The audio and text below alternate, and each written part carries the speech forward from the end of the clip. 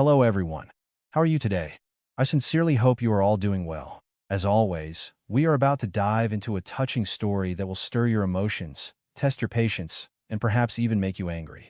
This is the tale of a wife who made massive sacrifices, only to receive betrayal in return. Imagine this. For 7 long years, this woman worked nonstop, paying for her husband's tuition until he finally graduated from medical school. But what did she get on his graduation day? Instead of gratitude, she was handed divorce papers. Her husband arrogantly told her, "We are no longer on the same level. I'm embarrassed to have such an ordinary wife like you." Following the divorce, the woman vanished without a trace. But a year later, her ex-husband, now a successful doctor, panicked and began a desperate search for her. What exactly happened to her? Before we continue, please hit the like button on this video and let us know in the comments which city or state you are watching from. It's very important for us to know how far our stories reach. Thank you so much. And now, without further ado, let's begin. That morning, loud applause echoed through the massive auditorium of Columbia University. Among the joyful families sat Valerie Martin, her heart overflowing. She discreetly wiped away a few welling tears and looked toward the stage. There stood her husband, Ethan Parker, in his graduation gown and cap, holding the medical diploma the dean had just handed him. 7 years. 7 years of waiting, sacrifices, and unbelievable effort had finally paid off. Valerie smiled genuinely. Though her smile was a little strained from immense exhaustion, she glanced down at her slightly roughened hands. Hands that hadn't known a manicure or a day of rest for 7 years. These were the same hands that kneaded dough at dawn to bake pastries for local cafes, and the same hands that typed up corporate reports late into the night. And these were the same hands that massaged Ethan's back when he complained of fatigue after endless nights of studying. Valerie had worked 2 jobs. She had sold her mother's jewelry and suppressed all her own desires for a single dream, to see Ethan in a white coat. Next to her, Ethan's mother, Rita Parker, was practically beaming with pride. "My Ethan is a real doctor now," Rita told one of the guests, accepting their congratulations. Dressed in an expensive tailored suit with perfect hair, Rita cast a fleeting glance at Valerie, who was wearing a simple, modest dress. Rita had long stopped hiding her dislike for Valerie. After all, Valerie came from a working-class family and, in her mother-in-law's opinion, was completely unsuited for her son's brilliant future. But Valerie paid it no mind. Ethan's love was enough for her. The ceremony concluded. Ethan walked over to them with a wide smile, though the smile was clearly meant for his mother. He hugged Rita tightly. "I did it, Mom." "Of course, sweetie. I always knew you were special," she replied with immense pride. Valerie stepped forward to embrace her husband. "Congratulations, honey." Ethan returned the hug stiffly and immediately pulled away. "Yeah, thanks. Tonight we're going to a new, high-end restaurant. I booked a table. We're celebrating," he said, not even looking her in the eye. Valerie's heart tightened at his coldness, but she tried to justify it. Maybe he's just tired? Maybe he's overwhelmed with emotion? "Of course, honey. Whatever you say," she replied softly. That evening, the 3 of them sat in a luxurious restaurant overlooking the sparkling Manhattan skyline. Valerie felt completely out of place. It was the most expensive establishment she had ever been to. She looked at Ethan. He was now wearing a designer shirt and looked incredibly confident, as if he had never doubted himself a day in his life. Rita endlessly took photos of her son to post on social media. "Honey, our hard work finally paid off. We can start a new life." Valerie tried to initiate a warm conversation. Hearing this, Rita let out a loud laugh. "You mean his hard work? My son has worked tirelessly, and now he is a doctor. Naturally, his life will be new. He deserves the absolute best." Valerie stayed silent. She waited for Ethan to come to her defense, to say that this was a joint effort, but he remained quiet, simply flipping through the menu. After they placed their orders, a brief silence fell over the table. Ethan cleared his throat and looked at Valerie coldly. "I need to tell you something." "Yes, honey," she replied, suddenly anxious. Ethan opened a new leather portfolio and pulled out a brown envelope, placing it in front of her. Valerie frowned. "What is this, honey? A job offer from the hospital?" Next to him, Rita smiled arrogantly, and a chill ran down Valerie's spine. "No. Open it," Ethan ordered. Valerie's hands began to shake. She tore open the envelope, read the first lines of the official document, and the world seemed to stop spinning. The noise of the restaurant faded away. Printed clearly on the white paper were the words, "Petition for divorce." Valerie looked up, trembling. "Ethan, is this some kind of joke? Today is your graduation." Ethan sighed heavily. His face hardened, as if the mask of joy he had worn all day had finally slipped off. "I'm serious, Valerie. We can't be together anymore." "But why? What did I do wrong?" "For 7 years, Valerie's voice cracked. "That is exactly why." Ethan cut her off sharply. 7 years is enough. I'm a doctor now. I have a brilliant future ahead of me. I need a woman on my level, someone I wouldn't be ashamed to bring to important networking events, someone who matches my status. He looked Valerie up and down, evaluating her plain dress and exhausted, makeup-free face. "We are no longer on the same level. I'm embarrassed to have such an ordinary wife." Those words struck Valerie like lightning from a clear blue sky. Her head spun. Such cruel phrases coming from the man she had supported and cared for all these years. Rita Parker chimed in, her voice triumphant. "Did you hear him, Valerie? Ethan has different standards now. You should have known your place from the start. It's better for you to separate now, before you become a burden and an embarrassment to him in the medical community. Just consider the money you earned as a charitable donation." Valerie's restrained tears finally broke through, first a few drops, then a steady stream. Pain, humiliation, and betrayal tore her heart apart. She looked at Ethan, searching for the man she once loved, but standing before her was only an arrogant stranger. Then she shifted her gaze to Rita, who was smiling with evident satisfaction.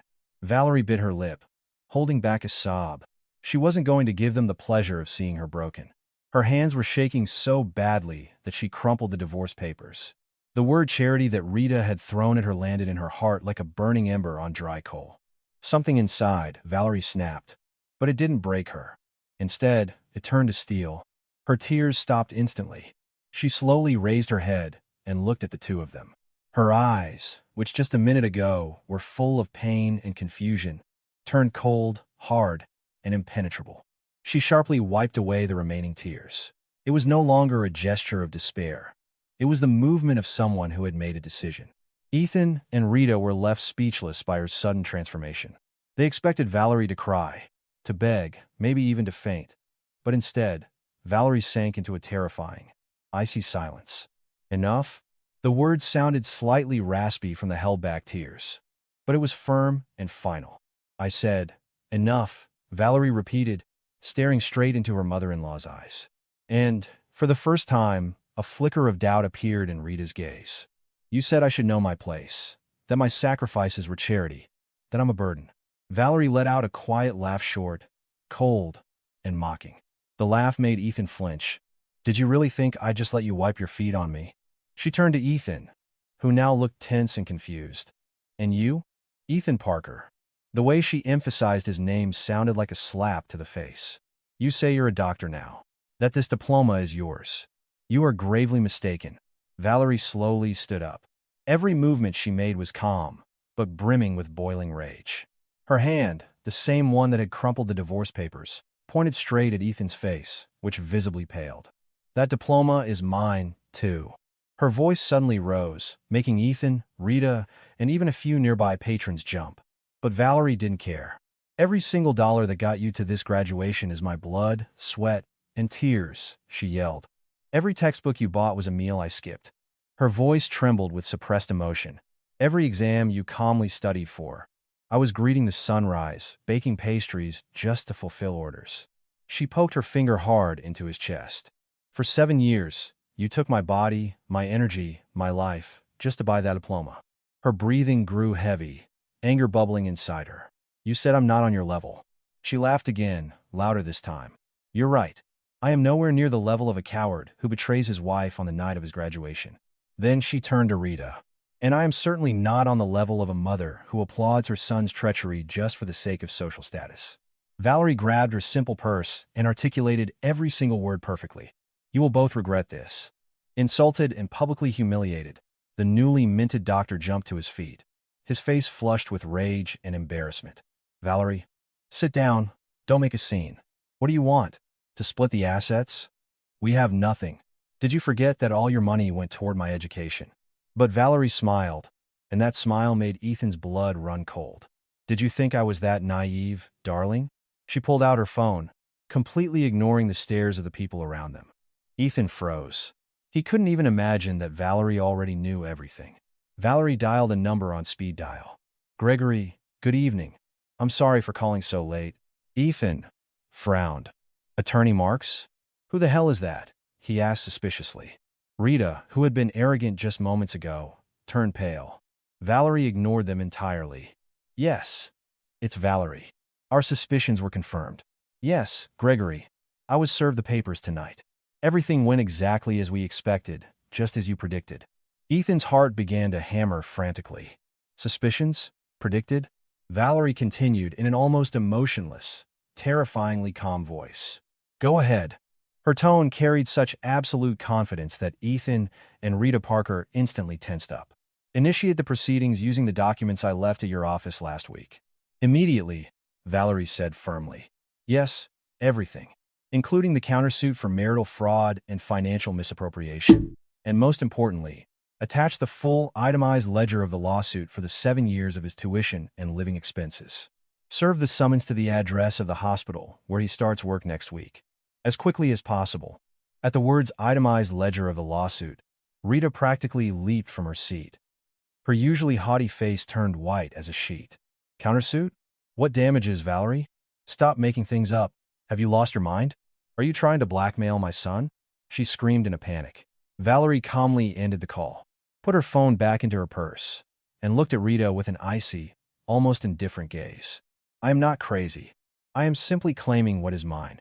You yourself said all this was an investment. Perfect. I want my entire investment back. I have every bank transfer, every tuition receipt, even the electricity bills for the last 7 years. She then turned to Ethan, who sat there paralyzed. Did you really think you'd just walk away, start a brand new life, and find a wife on your level using the diploma I bought with my blood and tears? You are horribly mistaken. Valerie picked up the divorce papers from the table in front of Ethan and Rita. She didn't tear them up. She folded them neatly and placed them in her bag. This will be excellent supplemental evidence in court. Thank you. I won't sign your divorce, she stated firmly, but I will file for divorce myself. And I will make you pay for every single drop of my labor before you even get the chance to flaunt your white coat. Without another word, Valerie walked out of the high-end restaurant with a confident stride, leaving Ethan and Rita sitting in front of expensive plates of food they hadn't even touched. That night, Valerie didn't shed a single tear. Rage had burned away everything else. Only steel resolve remained. Her footsteps were light, but each one felt like it left a searing mark on the cold marble floor. She crossed the lobby, ignoring the surprised looks of the staff who had seen her walk in with company and leave alone. Hailing a yellow cab, she gave the address to Marina Lawson's small studio apartment, her only real friend in New York. Throughout the ride, Valerie sat motionless. The bright lights of the big city, which were supposed to be part of their celebration, now felt like a cruel joke. Ethan's arrogant face and Rita's venomous smile flashed before her eyes over and over again. We are no longer on the same level. The phrase hammered in her head like a rusty nail. Valerie gripped her phone tighter. Attorney Mark's number was saved in it. This humiliation wouldn't be the end. It would be the beginning. When Marina opened the door to her small studio, groggy with sleep, her eyes instantly widened. What are you doing here at this hour? Weren't you supposed to be celebrating his graduation? Valerie walked inside without saying a word. As soon as the door closed, her legs gave out, and she leaned against the wall. He filed for divorce. Marina, she said hoarsely. In the restaurant tonight. What? Marina gasped. Is this a joke? That's impossible. Valerie recounted everything. Ethan's arrogance, Rita's insults, the divorce papers. Her voice trembled. That bastard, Marina whispered, clenching her fists. And his mother is no better. Valerie stepped out of the embrace and wiped her eyes. I already called my lawyer, Gregory Marks. Marina's eyes widened. A lawyer? Since when? Valerie looked down. For 6 months, ever since I noticed Ethan changing. Ever since I found proof that he was transferring money into a separate account behind my back. I just needed the final confirmation. And tonight, he gave it to me. A few weeks later, the mediation room at the family court was tense to the breaking point. Valerie Martin, wearing a simple but immaculate dress, sat perfectly straight with an unreadable expression. Next to her was her attorney, Gregory Marks, who was organizing a massive stack of files into folders. Opposite them, Ethan and Rita Parker sat like nervous stones. Ethan, who was set to begin his residency at a prestigious Manhattan hospital in just a few days, looked exhausted. Rita kept whispering something to him, her face as pale as a ghost. The summons prepared by attorney Marks, which included the countersuit and a claim for damages amounting to $500,000, had completely destroyed their joy and future plans. The mediator began the session, but before Ethan or his newly hired lawyer could even open their mouths, Marks calmly stated, "Thank you for your time. Valerie Martin is present to respond to Ethan Parker's divorce petition. However, we are moving to dismiss his petition." Ethan looked up, stunned. "What do you mean you're dismissing it?" he asked, bewildered. "We are dismissing it," Attorney Gregory Marks repeated calmly, "because the petition for divorce will be filed by my client, and it has already been submitted." He handed the mediator a stack of documents, divorce papers listing infidelity, financial fraud, and psychological abuse as the grounds. "This is slander," Rita Parker shrieked. "Stop making things up." But Marks didn't even glance in her direction. "We have also attached a lawsuit for the reimbursement of educational and living expenses, which my client covered entirely for the past 7 years. Paying for Ethan Parker's medical education." He opened a folder.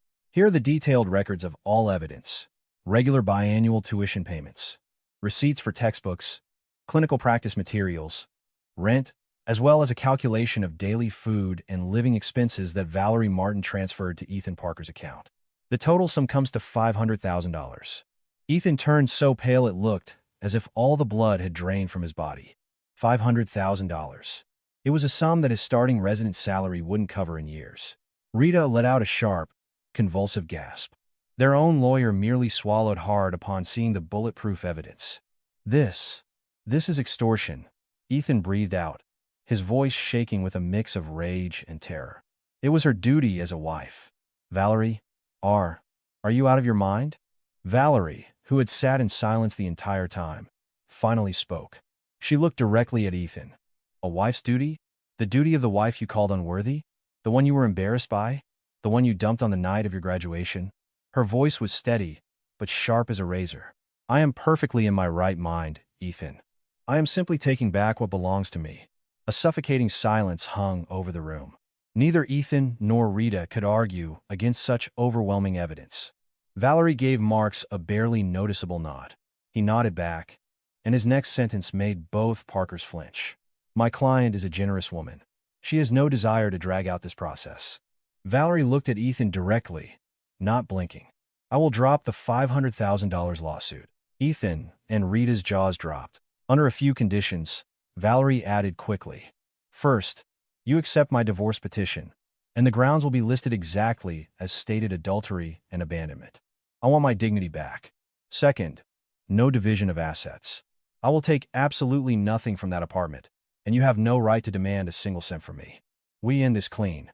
Third, you sign a binding agreement that neither you nor your mother will ever contact me or my family again. Fourth, everything is finalized today. No appeals, no delays." Ethan looked at Rita. Terrified by the prospect of $500,000 in debt, she nodded immediately. Fine, sign it, Ethan," she whispered, shaking.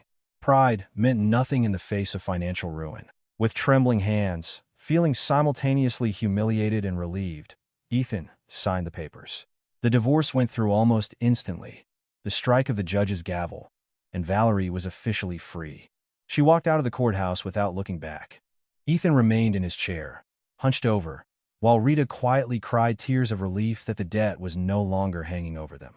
Later that afternoon, Valerie packed her final belongings into an old suitcase in Marina Lawson's studio. She had sold her remaining jewelry and gathered enough cash to start a new life. "Valerie, that $500,000 was rightfully yours," Marina said, baffled. "You could have bought yourself a nice condo." Valerie zipped the suitcase shut. "I don't want it, Marina. If I take that money, I remain tied to that pain. It's dirty money. Money soaked in humiliation. To me, that $500,000 is the price of a very expensive life lesson, and I don't plan on repeating it." "So, where are you going now?" Marina asked. Valerie smiled. It was her first genuine smile in weeks. "I'm going back to my dream, the one I abandoned a long time ago. I want to go back to college. I want to write. I still have a brain, Marina, and I still have ambition. She grabbed Marina by the shoulders. I'm leaving this city. I'm disappearing from Ethan and his mother's life, and I'm going to turn all this pain into something massive. One day, they'll hear my name and realize who was actually not on their level. She hugged Marina tightly. Take care of yourself, and don't tell anyone where I am. Of course, Valerie, go get your dream. Make them regret it, Marina said. That night, Valerie went to the Port Authority bus terminal. She deliberately chose a small, distant town in New England, a place where nobody knew her. As the bus drove out of the glittering expanse of New York City that had brought her so much pain, Valerie looked out the window. She wasn't crying. She felt only profound relief. She left with one suitcase, years of uncompensated sacrifices, and a firm promise to herself. A year passed. On the 15th floor of a prestigious private hospital in Manhattan, a young man walked with a confident stride. His white coat was perfectly ironed. An expensive stethoscope hung around his neck, serving not just as a tool, but as a symbol of prestige. His ID badge read, Dr. Ethan Parker. He was the new surgical prodigy. Smart, fast, confident. Despite his young age, he was trusted with complex surgeries. The administration adored him. Nurses watched him walk by, and colleagues viewed him as a benchmark of success. Ethan had achieved everything he wanted. His life with Valerie had become a blurred, almost non-existent memory. Sometimes he couldn't even remember her name, and when he did, he thought of it as a disgrace, a stepping stone he had to crush in order to climb higher. Divorcing Valerie was the best decision he ever made, he told himself, looking in the mirror of his luxury penthouse. To him, Valerie had been a burden. Now, he was free, and he was enjoying that freedom on a massive scale. He no longer lived in the cramped apartment he had inherited from his father. Now, he and Rita lived in an ultra-expensive penthouse in Hudson Tower in Lower Manhattan. The mortgage was suffocating him, but that didn't matter. Status was everything. He swapped his old motorcycle for a black Mercedes S-Class, financed on a 7-year loan with insane interest rates. A resident salary, even a high one, wasn't enough to maintain the lifestyle he wanted to project to the world. Every weekend, he dined at Michelin-starred restaurants, bought designer watches and custom suits, and joined an elite country club in the Hamptons. He was the picture-perfect image of success. But behind this shiny display grew a massive mountain of debt. Ethan was juggling 5 maxed-out credit cards and taking out personal bank loans, using penthouse renovations as the excuse. His arrogance had fully infected Rita, who now proudly repeated to everyone, "My son is a doctor." Her new status had pulled her into a social circle of business moguls' wives and high-ranking socialites. And at every gathering, she repeated the exact same thing. "Oh, my dear Ethan is constantly performing vital surgeries. He didn't get home until 3 a.m. last night," she bragged, stirring her expensive tea at the Plaza Hotel. She knew perfectly well that Ethan was late not because of a surgery, but because he was partying at an exclusive club. Poor me. But what can you do? It's his calling. He's just so dedicated to his profession. "The new penthouse, you ask?" she continued, answering a question nobody asked. "Yes, it's modest. 3 bedrooms with a view of the skyline." Ethan insisted I move in. He said I should live my golden years in comfort. Such a caring son. While she gossiped endlessly, she put more and more pressure on Ethan, demanding he quickly find a suitable match. But a few days later, during a presentation Ethan was leading for junior residents, something unexpected happened. He was speaking confidently, pointing at the projection screen, when he suddenly felt a sharp wave of dizziness. His vision blurred, and he gripped the edge of the podium to keep from falling. "Dr. Parker, are you all right?" a young resident asked, noticing his superior turn violently pale. Ethan stood up straight and cleared his throat. "I'm fine. Just tired. Too many surgeries." "Let's continue." He ignored the strange throbbing in his temples. Probably just a migraine, he thought. Lack of sleep and too much espresso. But the migraine started returning more frequently. A few days later, while eating lunch in the hospital cafeteria, still acting arrogant and complaining about the food, he suddenly noticed that his hand, the one holding his spoon, trembled slightly. Just for a couple of seconds, but it was enough to make his stomach drop. "What is this?" He clenched his fist under the table, trying to stop the shaking. He blamed it on the AC being too high. But that evening, in his luxury penthouse, the symptom returned with a vengeance. He had just stepped out of a hot shower and was getting ready to go to a dinner Rita had set up to introduce him to a woman named Joanna. Standing in front of a large mirror, Adjusting his expensive silk tie, he felt the world around him tilt. A sharp pain pierced his head, as if 1,000 needles were driven into his skull simultaneously. His vision went dark, his ears rang. He stumbled and crashed into the dresser. Expensive bottles of cologne shattered on the hardwood floor. "What? What is happening?" he whispered, clutching his burning head. He collapsed, struggling to breathe. Cold sweat poured down his forehead, soaking his shirt. As a doctor, he realized it instantly. This wasn't fatigue, and this wasn't a migraine. But his ego refused to accept the truth. The great Dr. Parker, at the absolute peak of his career, could not get sick. He barely managed to drag himself to the medicine cabinet, pulled out 2 heavy painkillers, and swallowed them dry. After 15 minutes, the pain began to subside. A dull throbbing remained, but he was able to stand. He looked at his reflection in the cracked mirror. His face was deathly pale. His phone rang. It was Rita. "Ethan, where are you? Joanna and her family are waiting. Don't you dare embarrass your mother." Ethan took a deep breath, gathering whatever strength he had left. "Yeah, Mom, I'm on my way." "Traffic," he lied. He fixed his hair in the mirror, even though his body was still trembling. Nearby sat a pile of credit card statements and car loan bills. All this luxury suddenly felt cold and terrifying. "No, I'm fine," he muttered to himself. "I just need some rest. Everything will go back to normal." He grabbed the keys to his black Mercedes and walked out, putting the mask of success and arrogance firmly back on. But that mask didn't last long. A few days after the dizzy spell in his penthouse, the symptom returned at the worst possible moment right in the middle of the operating room. He was about to perform a routine appendectomy, a procedure he could do with his eyes closed. He scrubbed in, put on sterile gloves, and asked for the scalpel. And then his hand trembled. At first, it was barely noticeable, but within seconds, the tremor became violent. The scalpel nearly slipped from his fingers. "Doctor?" his surgical assistant said cautiously, looking at him with alarm. Time froze. Ethan stared at his own hand in sheer terror. He couldn't control it. Large beads of cold sweat rolled down his temples. The glove doesn't fit right." "Take it off." He tried to make an excuse. But as he tried to pull the glove off, the shaking got even worse. The nurse and the assistant exchanged worried glances. The star surgeon, famous for his precision, was shivering as if he'd been thrown into a freezer. "Dr. Parker, are you sure you're okay?" the assistant asked, now genuinely concerned. "I said I'm fine."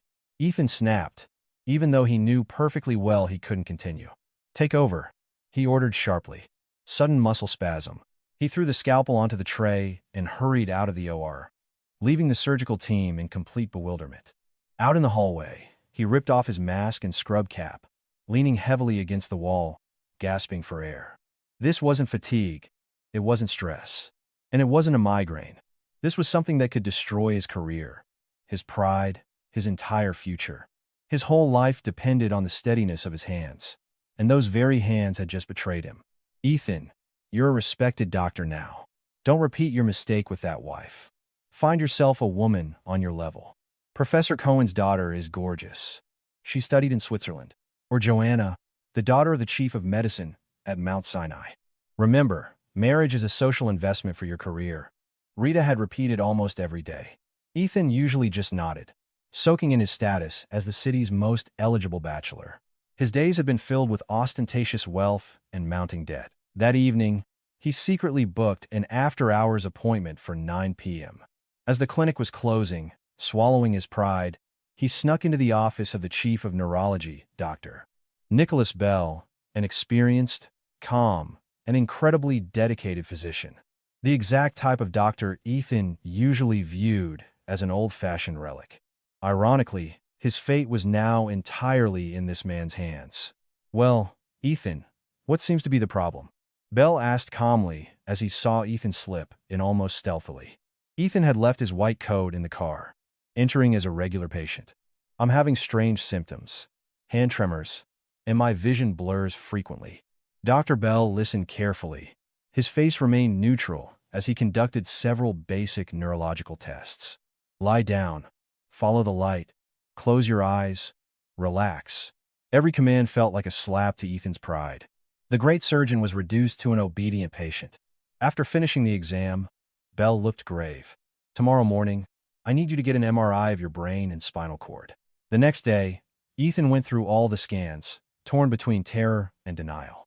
He waited for the results in the office, pacing back and forth like a caged lion. Meanwhile, Rita called him several times, complaining about why he hadn't driven her to the luncheon at the Waldorf Astoria. "What is the point of my life if I have a successful doctor for a son, Ethan?" she whined. "I'm busy, Mom," he snapped, hanging up. The phone rang again. It was Dr. Bell. "The results are in. You can come up to my office." Ethan's insides turned to ice. He walked heavily into the veteran doctor's office. On the large monitor behind the desk, his MRI scans were displayed. Dr. Nicholas Bell didn't waste any time. "Ethan, sit down. Look at this." He pointed to several abnormal white lesions on the spinal cord and the optic nerve. "It's not a tumor, and it's not a stroke." "Then what is it?" Ethan whispered, his voice shaking. "It's an autoimmune disease. Rare, very aggressive." Ethan's world collapsed. The doctor continued. "Standard treatment here will only slow the process down. It won't reverse the damage already done. And considering your profession is surgery, we need a radical solution." "What solution?" Ethan leaned forward. "What is it? Tell me." "Hematopoietic stem cell transplantation. It essentially reboots your immune system. It is the only chance you have of ever holding a scalpel again." A spark of hope flashed in Ethan's eyes. "Okay, let's do it. When can we schedule the surgery?" Dr. Bell sighed heavily. "Here's where it gets complicated. They do not perform this procedure in the U.S. for your specific diagnosis yet. You will have to go abroad. Singapore or Switzerland." Ethan's heart began to hammer wildly again. "And how much does that cost?" Preliminary estimates for the procedure, the stay, and the recovery. Roughly $1.5 million. $1.5 million. The number hit him like an invisible freight train. He didn't have even a fraction of that money. Every cent of his high income went toward the black Mercedes, the mortgage on the luxury penthouse, Rita's credit cards, and maintaining his fake lifestyle. "What about insurance?" Ethan asked, clinging to his last lifeline. The doctor opened a file. "Your employee insurance policy only covers recognized, registered critical illnesses. Your diagnosis is classified as rare, and a transplant for autoimmune diseases is still considered experimental. The maximum they will cover is diagnostics and initial palliative care here. Maybe around $150,000. Ethan shook his head.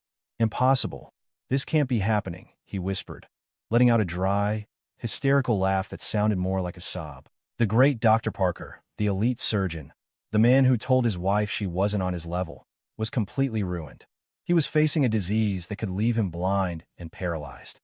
He practically bolted out of the office. Arriving back at his penthouse, he found Rita sitting in the lavish living room watching TV. "Ethan, finally. I ordered an expensive dinner on your card. Let's eat." He stared at her with hollow eyes. "I'm sick, Mom," he whispered. "Sick? A cold? I told you not to stand by the AC." "I'm seriously sick," Ethan screamed, completely losing it. "I need an experimental surgery overseas. It costs $1.5 million. The spoon in Rita's hand clattered onto her porcelain plate. $1.5 million? Where are we going to get that kind of money? We just made the down payment on your new car. This isn't a joke, Mom." Ethan yelled as if he were shattering into pieces. "I could go blind. I could end up paralyzed. My career is over, and we have no money. We have nothing. We are broke, Mom. Broke." That night, in a luxury penthouse with decades of mortgage payments ahead of him, the arrogant Dr. Parker cried like a child for the first time. Not just because of the disease, but because he realized he didn't have a single dime to save his life or his dignity. Panic gripped the two of them in that massive, empty space. Ethan's scream, "We are broke," echoed through the penthouse, bouncing off imported marble and expensive furniture they still hadn't paid for, until it drowned in an unbearable silence. Rita, pale and trembling, was the first to break it, and not with sympathy.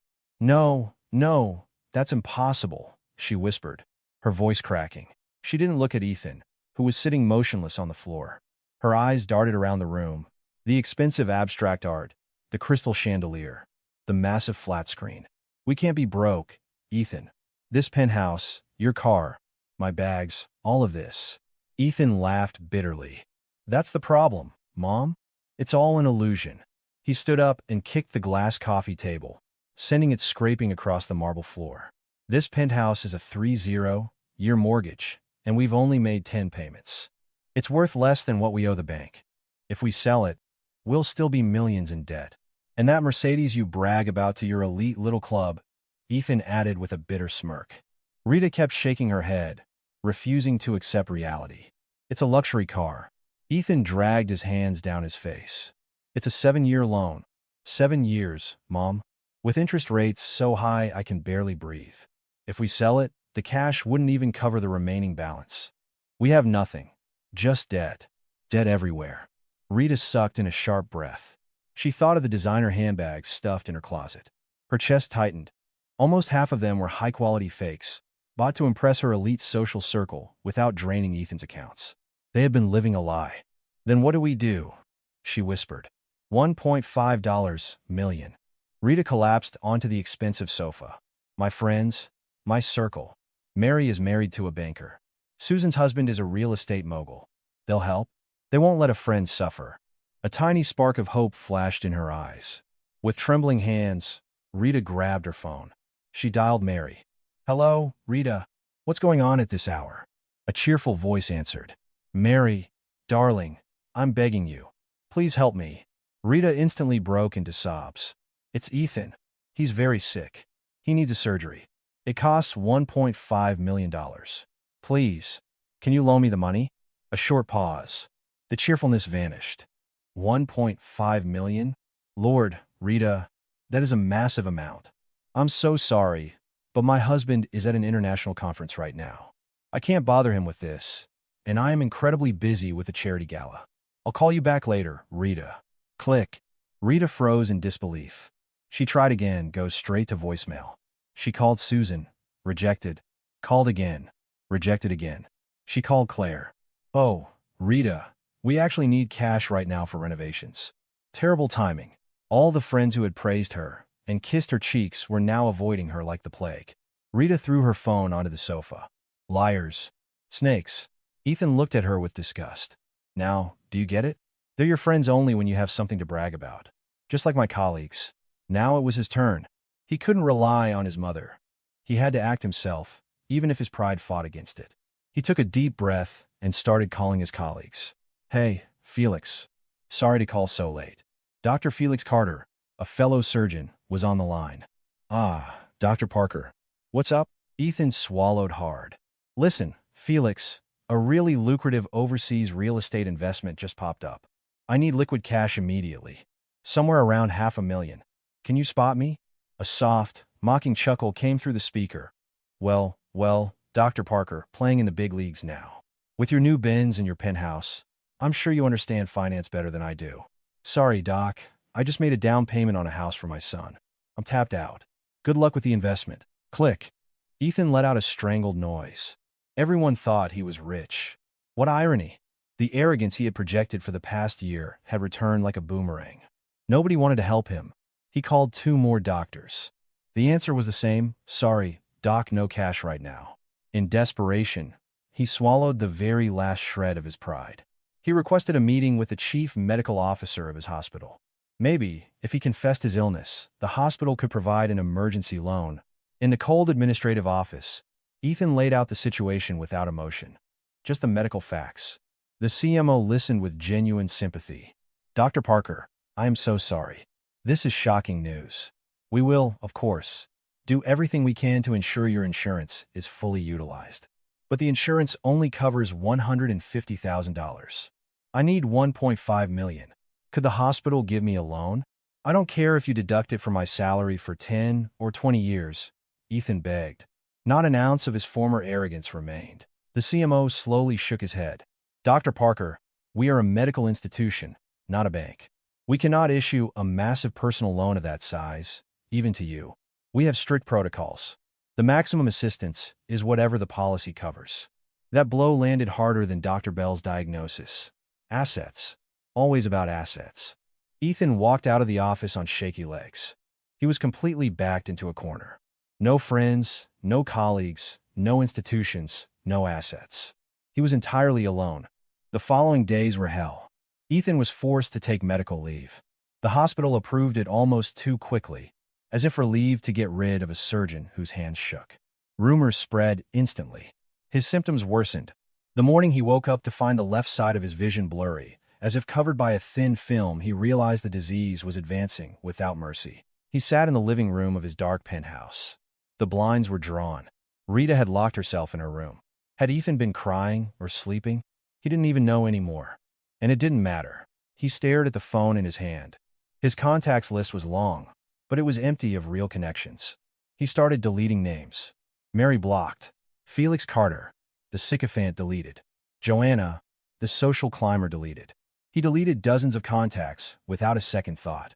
The screen was almost empty. Only a few relatives from his hometown remained, none of whom had a dime. And then, his finger stopped on the letter M. Marina, the name hovered on the screen. Marina Lawson, Valerie's best friend, the only person in the world who might know where Valerie Martin was right now. His ordinary ex-wife. The very one he dumped because she wasn't on his level. A suffocating wave of shame burned Ethan's face. Calling Marina meant hitting rock bottom. It meant admitting he was an absolute failure. But on the other hand, Valerie was the only person in his life who had ever given him everything unconditionally. He remembered her last words in the restaurant. "You will both regret this." And the regret hadn't come as remorse, but as a death sentence of blindness and paralysis. He stared at Marina's name. His hand trembled from illness and fear. He had to do it. He had no way out. All the confidence with which he had once humiliated Valerie was now the size of a speck of dust. For almost an hour, he stared at the screen, unable to press call. Every time he lifted his thumb, he heard his own voice in his head, alongside Rita's cynical laugh. "You are no longer on my level." The hot shame scorched his throat. Calling Marina meant raising the white flag. It meant admitting that his ordinary wife was his last hope. While he hesitated, his left eye twitched again, and the dark shadow on the edge of his vision grew larger. The terror of going blind overpowered his pride. He took a deep breath, swallowed his pride entirely, and pressed the call button. 1 ring, 2, 3. Just as he thought Marina wouldn't answer, the line connected. There was no greeting, just silence. Hey, Ethan forced out hoarsely. "Hello." Marina let out a contemptuous breath. Well, the esteemed Dr. Parker actually kept my number." Her voice cut like a knife. "Fascinating. Marina, I'm sorry for calling so late." "I'm sorry." She laughed, but there was zero kindness in it. "It's been a year since you threw my best friend away like garbage, and now you're calling to say, I'm sorry? Isn't it a bit late for that?" "No, that's not why I'm calling." Ethan wiped sweat from his forehead. "I wanted to know how Valerie is doing." Marina's laugh vanished instantly. A silence sharper than a blade hung on the line. "What did you say?" Her tone became so dangerous that a chill ran down Ethan's spine. "How is Valerie? After a year of not giving a damn whether she was dead or alive, you actually have the nerve to ask." "Please, Marina, I'm begging you." His voice cracked. "I need to talk to her. It's a matter of life and death." "Life and death?" she scoffed. "What happened? Run out of cash? Want her to wire you some more money for another medical fellowship?" "Oh, wait. I get it. You're sick." He couldn't answer. Her words hit the bullseye. "I knew it," Marina yelled. "I knew it. You're in trouble." "Good. You and your mother have always been parasites. Take. You thought Valerie was your personal ATM."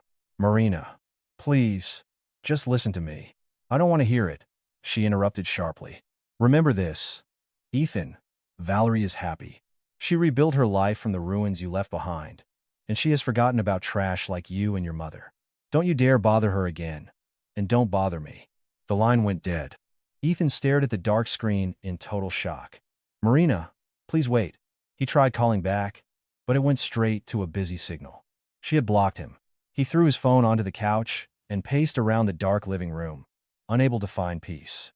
Marina was his only thread to Valerie, and that thread had just been severed. Rita emerged from her room, her eyes swollen. "What happened, Ethan? Did you get a loan?" "Shut up, Mom," he exploded. "This is your fault, too. If you hadn't pressured me so much, maybe Valerie would have forgiven me." "My fault?" Rita flared up. "You wanted this. You were the one who said you were embarrassed by her." Arguing was pointless. Ethan grabbed his phone again.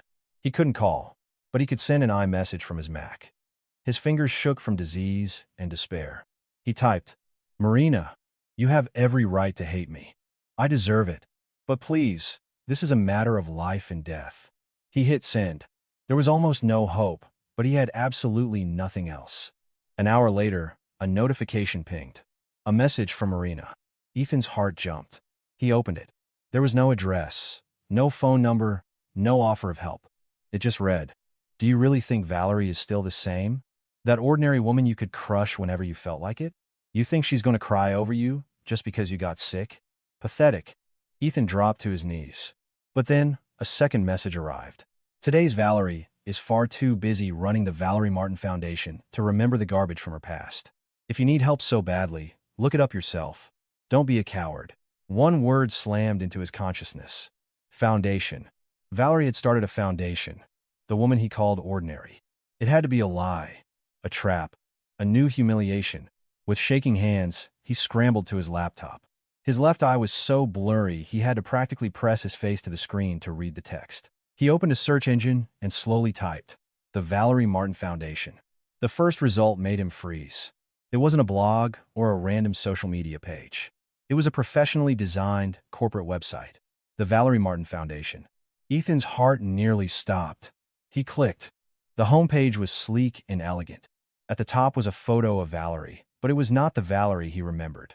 The woman in the photo was wearing a perfectly tailored navy blue blazer, her hair styled in a sharp, modern bob. She stood in front of a contemporary glass building, smiling with calm, restrained confidence. Behind her was a massive brushed steel plaque, the Valerie Martin Foundation. Empowering, building the future. Ethan scrolled down with a trembling hand. He read, "Founded by Valerie Martin, author of the autobiographical bestseller, Rising from the Ashes." A bestseller. When did Valerie write a book? He scrolled further and saw the Our Program section. One line stabbed him in the heart like a dagger of ice. The Ray of Hope program. Full scholarships and emergency medical funding for medical students and young doctors from low-income backgrounds. The laptop almost slipped from his hands. His throat tightened. This couldn't be happening. It was a nightmare. His ex-wife, the one he dumped because she wasn't on his level, had established a massive organization entirely dedicated to funding medical education and emergency surgeries. The irony was brutal, direct, and merciless. He frantically searched for news articles. Dozens of links popped up. Interviews in Forbes, features on morning shows. Valerie's face was everywhere. Valerie Martin turns pain into action. Using her book royalties, Martin's Foundation prepares the next generation of doctors. Ethan stared at the screen, then at the mountain of past due bills on his desk. He pressed a hand to his left eye. It was throbbing, narrowing, practically useless now. Marina was right. Today's Valerie was untouchable. She held the key to all his problems, and she was also the person he had hurt more than anyone else on earth. The cold blue light of the monitor illuminated the dark living room of the penthouse. The image of the confident Valerie on the Foundation's website hit him harder than Dr. Bell's diagnosis. That night, Ethan couldn't sleep. He sat motionless. In one hand, he held his MRI results. His other hand trembled uncontrollably. His left eye burned and could barely see. The disease was advancing without mercy. The irony was perfect, cruel, precise. The woman he had discarded for not being his equal was now the only person whose mission was to help sick doctors just like him. In her room, Rita had stopped crying. She just sat in silence. The shock was so massive she couldn't even process it. Her elite circle had completely turned their backs on her. The bank had blocked her remaining credit cards. She was in the exact same trap as her son. Ethan realized he had no choice left. Shame, pride, arrogance, none of it mattered anymore. If he didn't act, he would go blind and become paralyzed. He had to see Valerie. He had to crush the very last fragment of his ego. But then the first problem arose. He didn't have a single dollar in cash. All his cards were declined. He looked at the keys to his Mercedes. Useless. The leasing company owned it. His eyes fell on the luxury Rolex on his wrist. His only real asset, even though he was paying it off in installments. He took it off. "Damn it," he whispered. Throwing a jacket over his clothes, he rushed out of the apartment. He went to a pawn shop in a shady part of town, a place he would have sneered at a year ago. Doctor. Parker stood in line behind people pawning cheap electronics. The watch was appraised for a humiliatingly low amount, but it was enough cash for a cab ride to the foundation's headquarters and a cheap meal. He took a standard yellow cab. The ride down to the financial district, where the Valerie Martin Foundation was headquartered, felt like a ride to his own execution. Used to gliding through the city in an S-Class with absolute arrogance, he now sat in the back of a cramped cab smelling of cheap air freshener, staring up at the skyscrapers that, just a year ago, he considered his territory. The cab pulled up in front of a massive glass and steel high-rise. The marble floors gleamed under the morning sun, and the revolving doors spun continuously.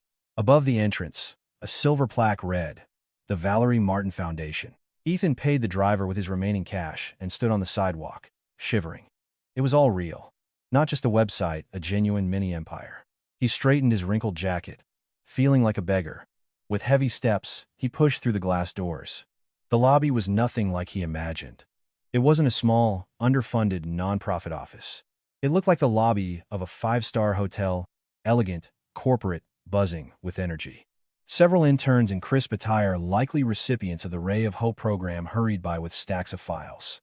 Large photographs decorated the walls. Valerie shaking hands with a university dean. Valerie opening a community clinic in a rural town. Valerie surrounded by smiling medical students, looking at her with sheer admiration. Ethan's heart shrank. All of it was built on the pain he had caused her.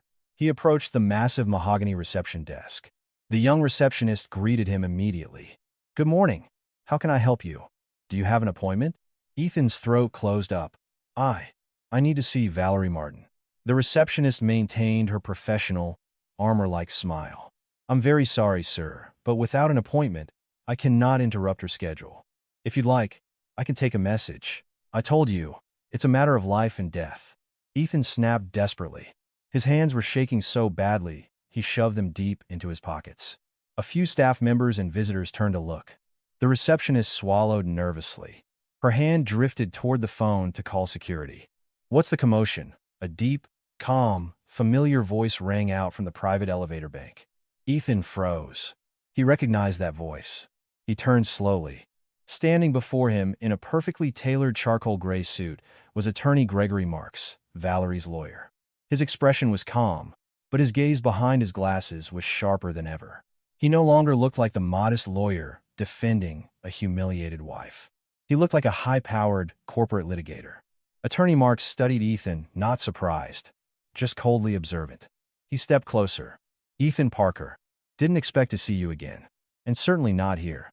Ethan swallowed, his pride mixed with a sticky, suffocating fear. Gregory Marks. You remember me." The lawyer offered a microscopic smile. "I never forget a potential client who could have brought me a cut of $500,000, nor the man who let that opportunity slip away." He glanced at the receptionist. "It's fine, Sarah. I'll handle him." He gestured for Ethan to follow him into a more secluded waiting area furnished with leather sofas. Ethan sat on the very edge of the cushion, his entire body tense. The lawyer sat opposite him, crossed his legs and asked, "What brings you here after more than a year? Don't tell me you've changed your mind about that $500,000 and are ready to pay it now." "No," Ethan interrupted quickly. "That's not it. I'm sick. Seriously sick." "I know," the lawyer replied coldly. Ethan's eyes widened. How did you know?" "Marina Lawson, Valerie's friend. She called her last night. After she got your text message, she told Valerie everything. About the transplant, and the need to raise $1.5 million. Ethan froze. So Marina had passed on the message. Valerie knew he was coming. Everything was prepared. He felt like a cornered rat. "Then where's Valerie?" he whispered. She'll help? She cares?" The lawyer said nothing. He stared at Ethan with an impenetrable expression, then picked up a thick, glossy brochure from the coffee table and silently slid it over.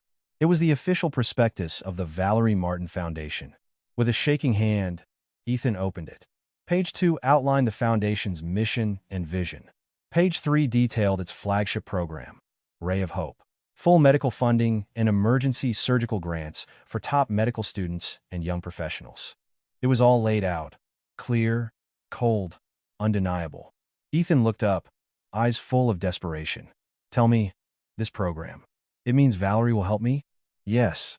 Attorney Gregory Marks leaned back against the sofa. He stared at Ethan for a long time before speaking in a calm, icy voice. That's right. Valerie created this organization to help people. But the program has a protocol. What protocol? I'll do anything. Whatever it takes. The lawyer smiled faintly. Good. Then go back to the reception desk. Why? Ethan asked, confused. To pick up a form, the lawyer answered. The medical assistance grant application.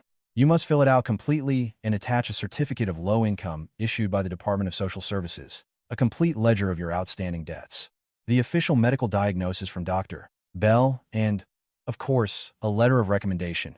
After that, our board will evaluate if you meet the criteria. Ethan froze. A certificate of low income. Dr. Ethan Parker, the surgical prodigy, had to walk into a government Medicaid office and beg for a poverty certificate. Ethan Parker, the lawyer continued, you didn't come here as an ex-husband relying on sympathy. You came here as an applicant, a beggar, just like the dozens of people who walk through those doors every single day. Now, go, get the form. Ethan stumbled out of the lobby of the Valerie Martin Foundation. His body felt simultaneously heavy and hollow, as if he had left his soul inside. In his hands, he clutched the brochure and the multi-page application. The pages felt as heavy as Dr. Bell's diagnosis. Application for medical assistance grant. Requirement. Certificate of low income. Issued by the Department of Social Services. The words danced and blurred before his failing eyes. Yes, Dr. Parker, whose headshot had recently graced the hospital's internal magazine, now had to beg for proof of poverty. It was a level of humiliation he had never thought possible. Attorney Marks hadn't even escorted him out, just let him walk the walk of shame alone, under the watchful eyes of young interns who had seen him walk in with the lead attorney and stumble out pale and devastated. When he returned to the penthouse, once a symbol of success, now a luxury prison, Rita met him right at the door. What happened, Ethan? Did you see Valerie? Did she say she'd help? She still cares, right? Ethan didn't answer. He walked over to the dining table and threw the paperwork down. Read it, he whispered.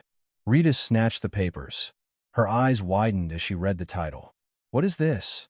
Why do you have to fill out an application? She's your ex-wife.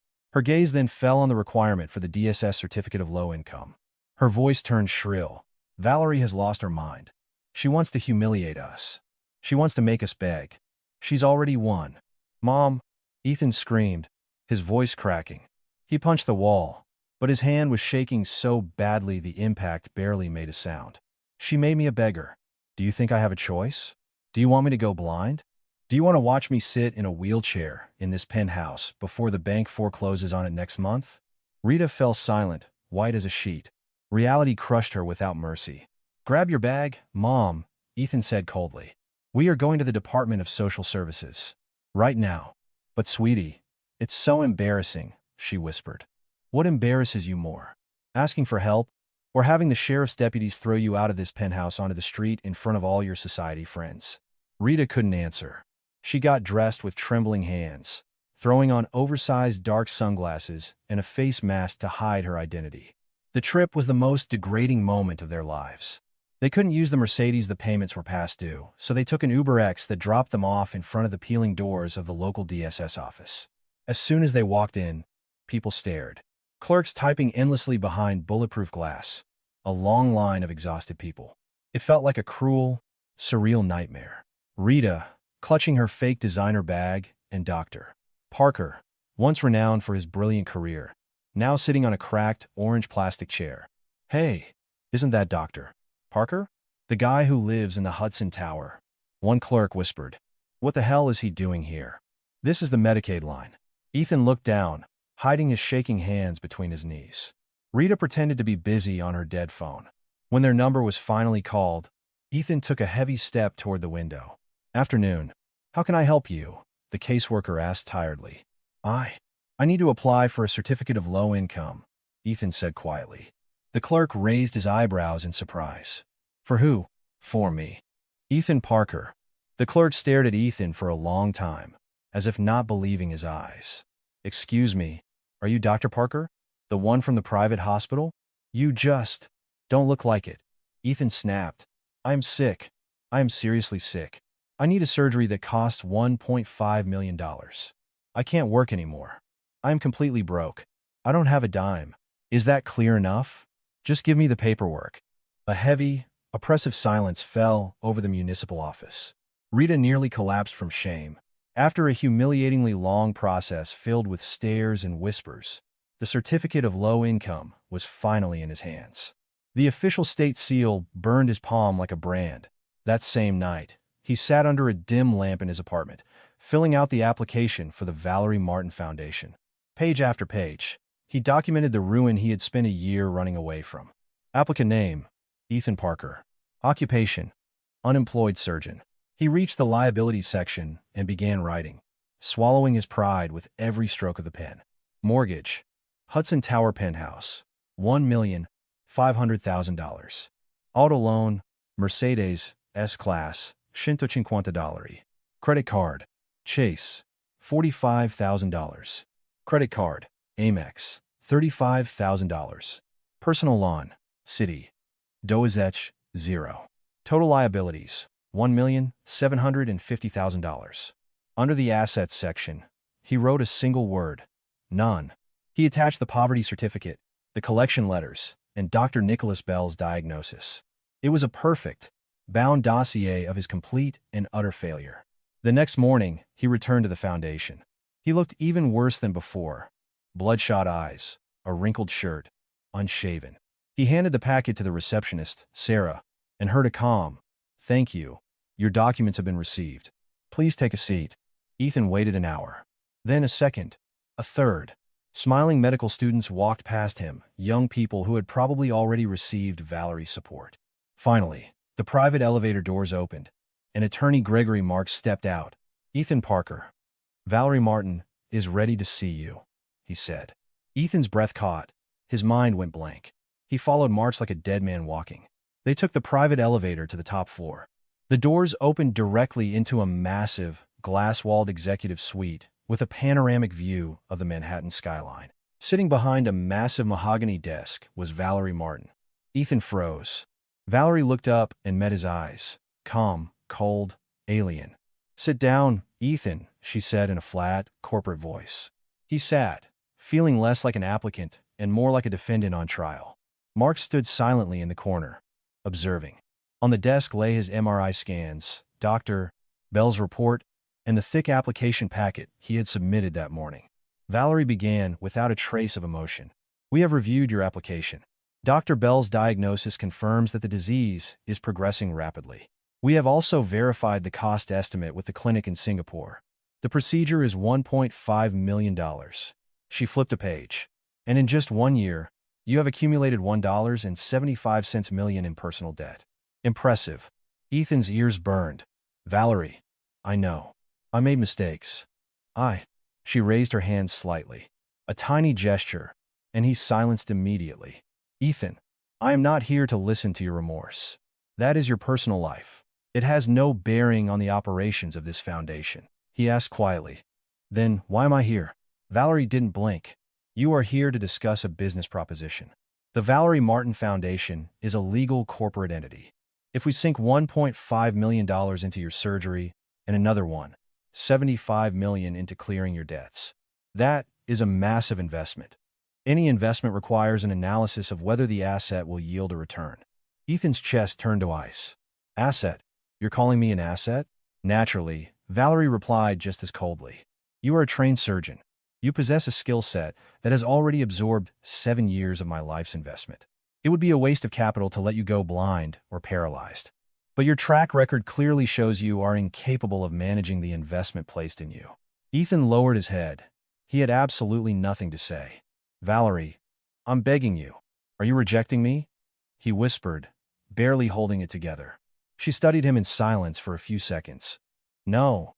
Your application is approved." Ethan let out a ragged breath and nearly burst into tears of pure relief. "Thank you, Valerie. I swear to you, I wasn't finished," she cut him off sharply. "The Valerie Martin Foundation will pay for your surgery in Singapore in full, and we will clear all your debts. The Hudson Tower mortgage, the Mercedes loan, the maxed-out credit cards." Ethan blinked, unable to believe what he was hearing. "You'll cover the car and the apartment too?" "Correct," Valerie confirmed. "I don't want debt collectors distracting our asset during the recovery process." "Valerie, I don't even know what to say." "Don't say anything. This is not a gift. It is not charity. And it is not compassion. Her tone hardened into steel. It is a contract. Valerie stood up and walked over to the floor-to-ceiling window. The city skyline gleamed behind her. When she turned back around, her eyes were as hard as glass. The Valerie Martin Foundation is investing a total of $3.25 million into you. Once you recover, you will no longer be an independent physician. You will become an asset of this foundation. Ethan stopped breathing. Attorney Gregory Marks stepped forward and placed a thick leather binder on the desk. "Read it," he said evenly. "This is your employment contract." Ethan's hands shook as he opened the binder. It wasn't just a few pages. It was dozens of pages filled with clauses. Debt transfer agreements, exclusivity clauses, obligations, penalties. Valerie explained in a cold, corporate tone. Clause 1. The foundation will wire $3.25 million within 24 hours, $1.5 million for the surgery, and $75 million to pay off the mortgage, the car loan, and the credit cards. Clause 2. All property associated with that debt, the Hudson Tower penthouse, and the Mercedes S-Class will be legally transferred to the foundation. Mr. Mart's team will execute the eviction tomorrow morning. You and your mother have until tomorrow evening to pack your belongings. Eviction? Where am I supposed to live? Ethan whispered. Clause 3. The foundation will provide you with basic housing for the duration of the contract, a small dormitory room attached to the St. Jude's Rural Clinic. Clause 4. You will work exclusively for the foundation. A standard salary for a physician of your caliber at our rural outposts is $40,000 a month. After withholding your living expenses and garnishing your wages to recoup the seized assets, you will still owe the foundation the $1.5 million for the surgery. Therefore, the term of your indentured contract will be exactly 32 years. 32 years. Ethan's legs gave out beneath him. It sounded like a life sentence. If your performance is exemplary, Valerie added, the foundation does have an early release program for outstanding assets. If you prove yourself in a remote region, your term may be reviewed. A remote region. Ethan barely exhaled. Did you really think I was going to assign you to a cushy private hospital in Manhattan? Valerie smiled faintly. You are being assigned to a small, underfunded clinic in Appalachia. 8 hours away. Ethan closed his eyes. There was no choice. It was either sign a 3-2-year contract in the middle of nowhere, or go blind, become paralyzed, and drown in millions of dollars of debt. I'll sign, he whispered. A smart business decision, Valerie replied. She handed him an expensive fountain pen. Ethan held it with a trembling hand, partly from the disease, partly from the realization that he was signing his life away. He initialed every page as Marks pointed to the lines. Excellent, Valerie said when she saw the final signature. Mr. Marks will escort you to the bank to open an escrow account in the foundation's name, and he will arrange your flight to Singapore for the day after tomorrow. Work hard, Dr. Parker. She turned back to her computer monitor, completely ignoring him, as if he had already ceased to exist. 2 days later, Mark's legal team arrived at the Hudson Tower penthouse to execute the eviction. Rita Parker, who had been entirely convinced that Valerie would change her mind and let them stay, collapsed into hysterics. Valerie, you're cruel. How can you do this to us? This is our home. Where are we supposed to live? But Marks didn't even flinch. He showed her the signed property transfer deed. I'm sorry, ma'am. The foundation has paid off the mortgage in full. Per the contract signed by Ethan Parker, this real estate is now corporate property. You have 1 hour to vacate the premises. The once proud Rita, who for years had looked down on Valerie, was now frantically shoving her clothes into suitcases while the wealthy neighbors whispered in the hallway. Ethan's Mercedes S-Class was towed out of the underground parking garage in front of everyone. Later, Rita Parker was put in a cab and sent to a tiny, cramped apartment on the outskirts of Queens. The Valerie Martin Foundation paid for exactly 3 months of rent. After that, she was on her own to survive. Meanwhile, Ethan underwent the surgery in Singapore. It was a complete success. The stem cell transplant successfully rebooted his immune system. His recovery was long, quiet, and painfully lonely. Neither his mother nor his colleagues were there, only a private nurse hired by the foundation. 2 months later, Ethan returned to the U.S. fully recovered. His hands no longer shook, his vision was crystal clear, but he was no longer a free man. A foundation representative met him at JFK Airport, handed him a basic polo shirt bearing the foundation's logo, and drove him straight to the Port Authority bus terminal. It was an 8-hour ride on a stuffy Greyhound, followed by another 2 hours in the back of a farmer's pickup truck down a dirt road. Finally, they arrived at St. Jude's Clinic, a small, white, cinder-block building sitting in the middle of West Virginia farmland. There was no central air conditioning, just oscillating fans. There was no state-of-the-art technology, just a stethoscope, a blood pressure cuff, and basic medical supplies. The former star surgeon was now treating coughs, stomach aches, and colds, and delivering babies with the absolute bare minimum of equipment. At first, Ethan raged. He felt humiliated, backed into a corner. But he had no choice. Every single day, he worked under the strict supervision of the clinic's director. Back in New York, Rita's life had completely collapsed. The foundation's rental assistance ran out. She had to sell all her bags, even the fakes she had flaunted to high society. The woman who had once insulted Valerie was now washing dishes in a diner just to make rent. And every time she saw Valerie on TV now, a highly respected philanthropist, Rita would cry in her tiny apartment, suffocating on her own regret. Months passed. Slowly, Ethan adapted. For the first time in his life, he experienced something he had never truly known: sincerity. The locals thanked him with tears in their eyes for even the simplest help. He set a young boy's broken arm, using only basic splints, and slowly, he began to realize that being a doctor wasn't about status, luxury, or Rolex watches. It was about healing. One afternoon, a helicopter landed in the adjacent field, stunning the entire clinic. Ethan, who was bandaging a farmer's laceration, looked up. Stepping out of the chopper was Valerie Martin, accompanied by attorney Gregory Marks. They had flown in for a scheduled audit. Wearing a crisp, white linen shirt, Valerie walked into the clinic. She saw Ethan tanned, sweating through his foundation polo shirt. She didn't greet him personally. Instead, she audited the supply manifests, the financial reports, and the patient logs. She eventually paused near him, just as he was gently calming down a crying toddler who was terrified of getting a vaccine. The hand that had once trembled from disease and arrogance was now steady, gentle, and warm. Their eyes met for a split second. Ethan lowered his head. "Good afternoon, Miss Martin. The patient logs are on the director's desk," he said with genuine respect. Valerie looked at him for a moment. In her eyes, there was no anger, no hatred, only the calm, businesslike gaze of a leader evaluating her employee. "Good work, Dr. Parker," she said. "Keep it up. You only have 31.5 years left." She turned on her heel and walked back to the helicopter. Ethan watched her go. He sighed heavily, feeling a familiar weight in his chest. But he finally understood. Valerie was soaring in the sky, and he was firmly planted on the ground. And she was the ultimate victor. She hadn't just taken back what was hers. She hadn't just taken revenge. She had rebuilt both of their lives from scratch, turning Ethan from an arrogant, cruel husband into a doctor who finally understood his true purpose. Life had taught him its harshest lesson. Arrogance is a loan with the highest possible interest rate. It always comes due exactly when you least expect it. But sincerity and hard work always pay off in the end. If this story touched your heart, please support us by leaving a like and subscribing to the channel. New stories are already waiting for you on the screen.